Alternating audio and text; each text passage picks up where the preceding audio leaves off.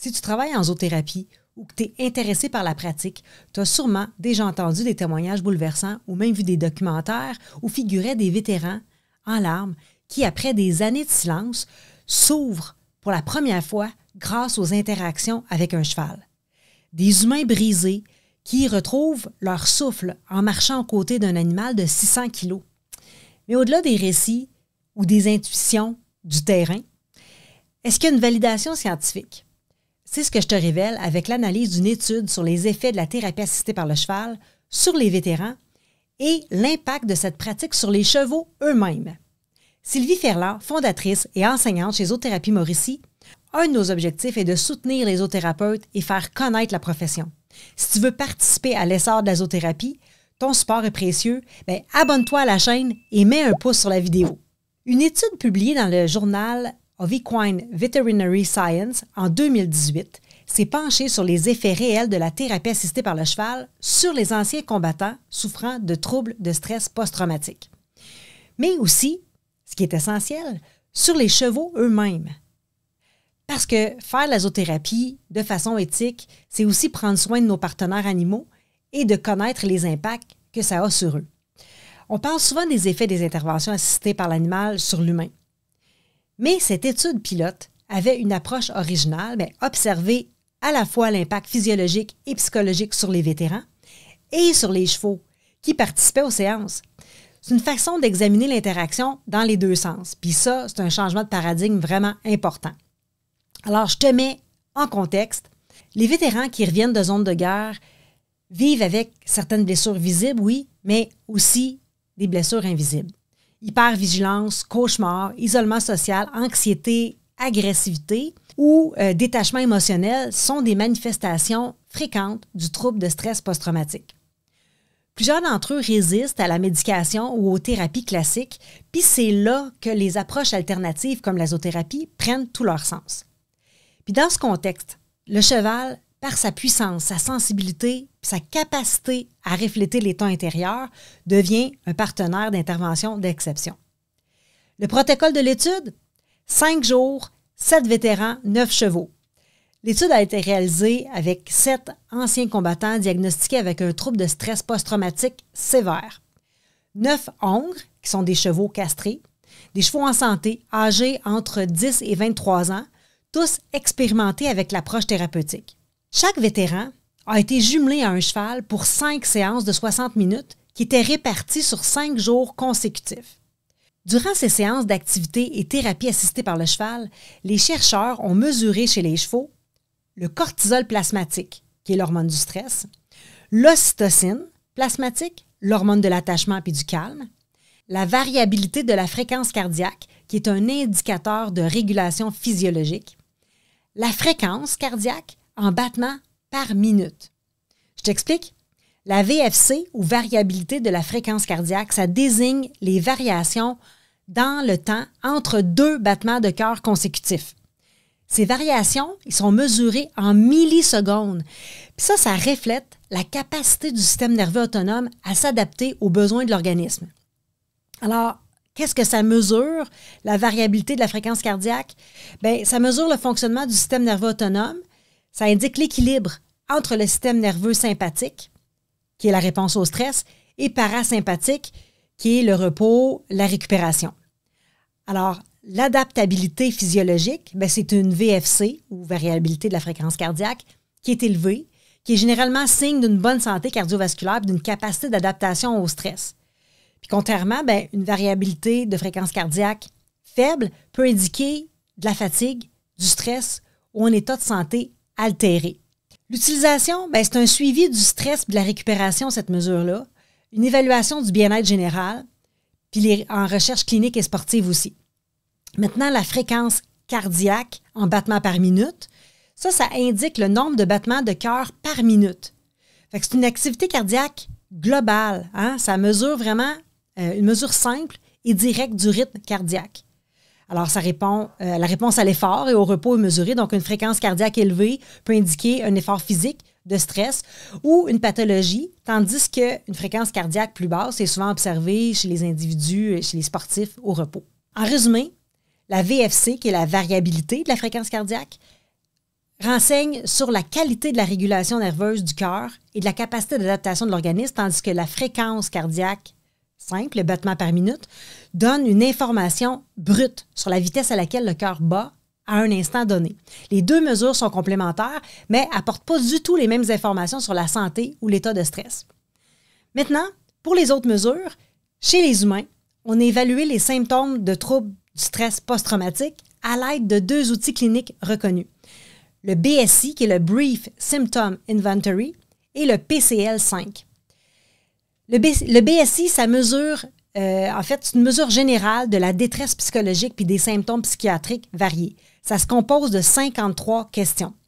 Le PCL-5, lui, c'est une mesure spécifique des symptômes du trouble de stress post-traumatique, encore par un questionnaire d'auto-évaluation qui est destiné à mesurer la sévérité des symptômes selon les critères du DSM-5, puis ça comprend 20 questions. Maintenant, il ne faut pas l'oublier, comme toute bonne étude, il y avait aussi une condition contrôle qu'on appelle. C'est-à-dire que les chevaux, ils ont aussi été testés dans des contextes où il n'y avait pas de contact ou pas d'activité pour pouvoir comparer les résultats. T'as-tu hâte de connaître les résultats? Justement. En commençant par les chevaux, cortisol et ocytocine. Aucun changement significatif dans les concentrations avant puis après les séances. Autrement dit, les chevaux ne semblaient pas présenter de stress physiologique détectable durant ces rencontres. Puis ça, c'est vraiment une bonne nouvelle. Au niveau de la variabilité de la fréquence cardiaque, il n'y a aucune variation marquée non plus.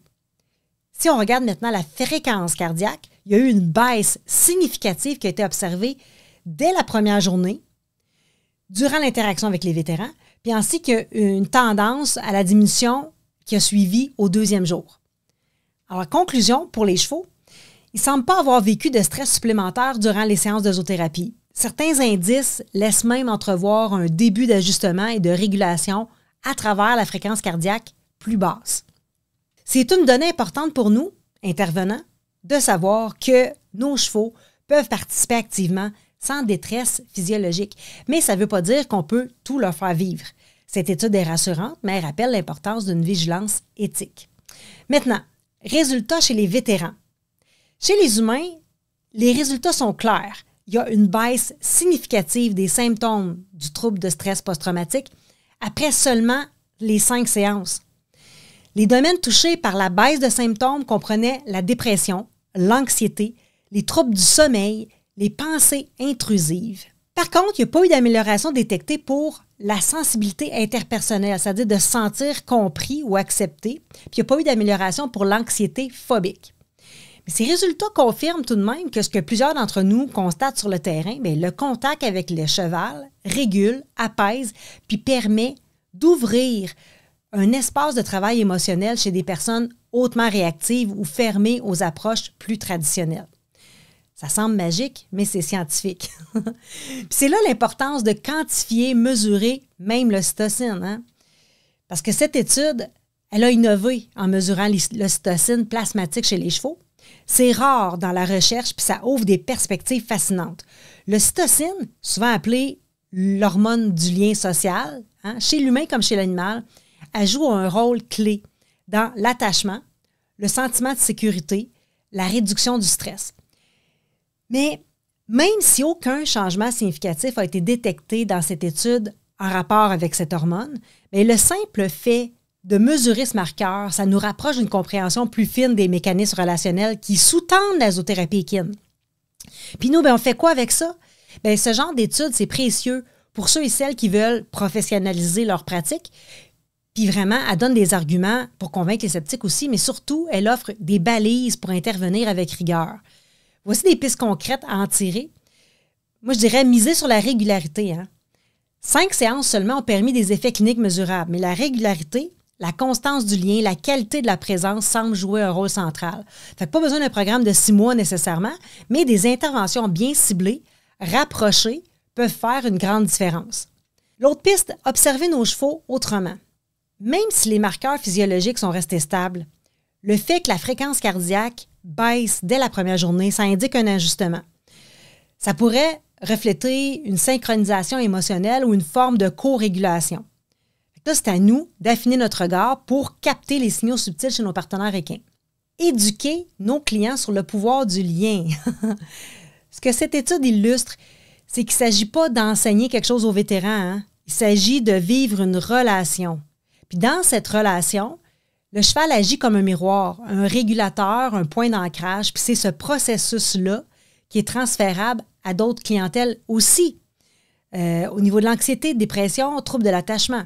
Maintenant, autre piste, respecter les chevaux comme co-facilitateurs, comme partenaires. L'étude montre que les chevaux n'ont pas été stressés. Mais attention, ils étaient tous déjà expérimentés dans ce type d'intervention-là, ils étaient bien entraînés. Ce n'est pas le cas de tous les chevaux. Alors, notre devoir est de former, encadrer puis protéger nos animaux au même titre que nos clients. En conclusion, cette recherche, c'est seulement une première pierre, mais est essentielle.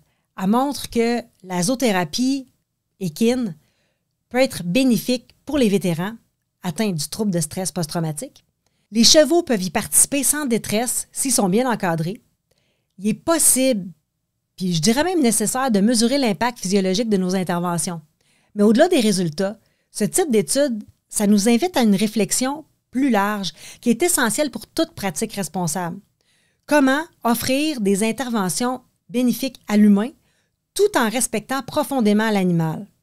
Alors voici quelques petits repères éthiques incontournables, je dirais, pour guider notre pratique. Respect du bien-être animal. Hein. Les résultats physiologiques, cortisol, ocytocine, VFC, ça semble rassurant. Les chevaux ne montrent pas de signes de stress dans un cadre bien structuré, mais ça ne doit pas nous rendre complaisants. Il est éthiquement indispensable de surveiller en continu l'état physique et psychologique de nos chevaux.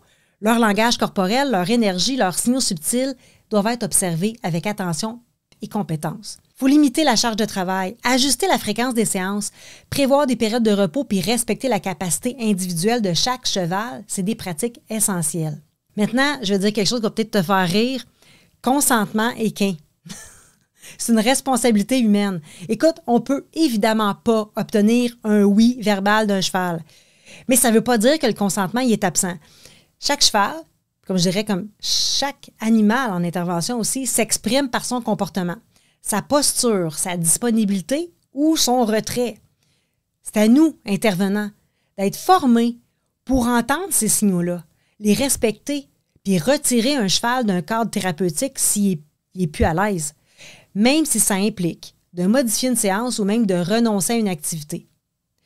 Puis c'est sûr, les chevaux doivent être sélectionnés avec soin pour ce type d'intervention-là. Ça prend un tempérament stable, une curiosité sociale, une absence de réactivité excessive, une capacité à se réguler dans l'interaction.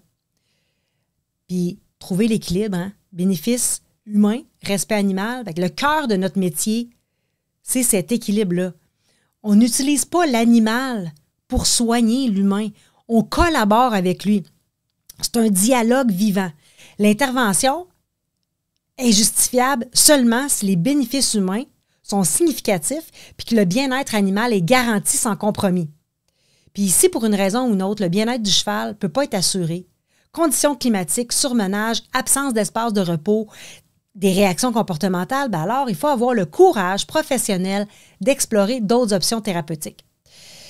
En tant que communauté engagée en zoothérapie, c'est à nous de porter cette vision.